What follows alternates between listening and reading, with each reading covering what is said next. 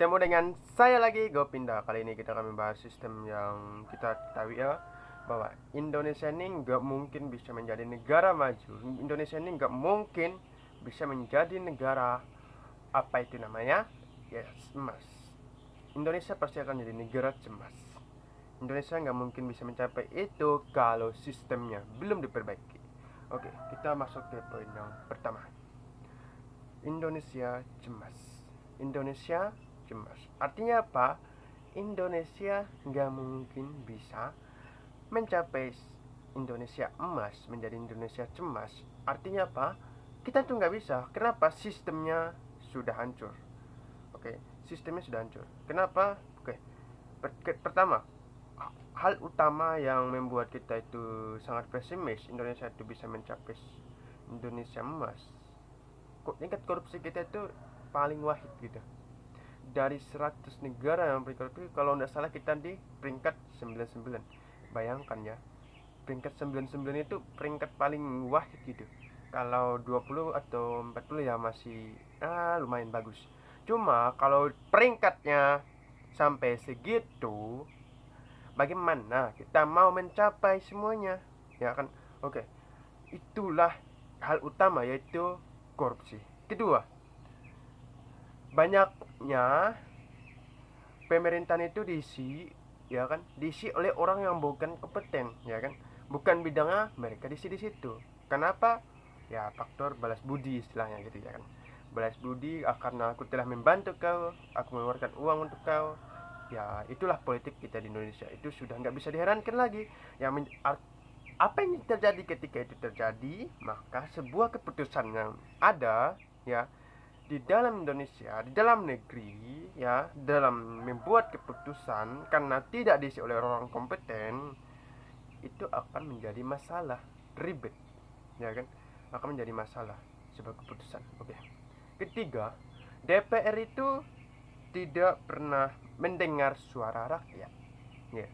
DPR kan khusus untuk mendengarkan suara rakyat, tapi selama ini DPR itu nggak pernah mendengarkan suara rakyat, ya kan. Rakyat itu menginginkan, ya, Indonesia itu sangat fokus untuk menghilangkan korupsi. Bagaimana cara menghilangkannya? Kalau DPR saja, ya, kalau DPR saja itu tidak fokus di situ juga. DPR tidak memperketat aturan. DPR tidak pernah mendengarkan suara rakyat. Apa nang fungsinya DPR? Bagaimana cara kita untuk mencapai Indonesia emas? Kalau kayak gini, ya, sistemnya sudah hancur, rusak, tingkat korupsi tinggi, palaknya luar biasa gitu, ormas-ormas itu suka malakin tangan gitu orang lain kan, ya kan, ya kan. Orang mau berinvestasi, sistem hukumnya juga tidak worth it gitu, ya kan. Yang tidak kepastian lah, tidak memiliki kepastian dalam segi hukum, yang menyebabkan Indonesia ini tidak mungkin bisa mencapai Indonesia emas kalau tidak memiliki kepastian, tingkat korupsi yang tinggi. Dan hal itu bisa menyebabkan apa? Kita nggak mungkin bisa mencapainya kalau kita memang menginginkan Indonesia emas. Tapi kalau kita menginginkan Indonesia emas, nggak perlu lagi gitu. Tapi kalau target pemerintah untuk menjadikan Indonesia emas, harusnya sudah sadar gitu. Untuk mencapai target itu, nggak ada istilahnya politik balas budi, ya kan, politik balas budi gitu. Buatlah orang-orang yang mengisi dalam pemerintahan itu harus adalah orang-orang yang kompeten, ya kan, orang yang kompeten, orang-orang yang memang memiliki ahli di dalam bidangnya, ya kan. Kedua, kurangilah tingkat korupsi. Tidak ada satupun negara bisa maju kalau tingkat korupsinya itu tinggi gitu. Ketiga, hukum itu tidak pasti gitu. Hukum bisa dibeli, ya. Ini menurut data, ya. Ya, menurut data dan asumsi saya, berarti apa? Ya, aku, dan itu memang kenyataan gitu, ya kan. Di Indonesia ini memang gak kenyataan gitu. Jadi apa yang harus diperhatikan oleh pemerintah adalah apa itu? Yaitu tadi, perbaiki sebuah hukum, sistem hukum. Ketiga, kelima atau keempat ini, ya kan. Oke. Terakhir itu adalah sistem pendidikan. Sistem pendidikan kita itu ketinggalan.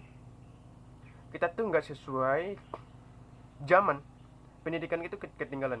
Kalau tak ada orang yang menginginkan, misalkan kita ingin jadi ini, itu nggak bisa mengandalkan sistem yang ada di sekolah. Kita harus belajar lagi di luar. Artinya apa? Nambah pekerjaan lagi, ya kan? Yang tadinya bisa kita langsung kerja, ya kita harus beradaptasi lagi. Apalagi nih zamannya sudah berbeda gitu. Itulah masalah Indonesia. Bagaimana mau Indonesia? Oke. Solusi untuk Indonesia bisa menjadi emas, ya kan? Indonesia emas, ya kan?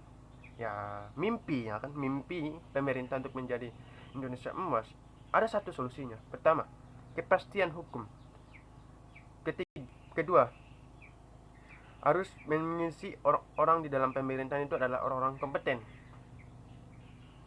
ya kan? Kedua kan. Ketiga, kepastian hukum.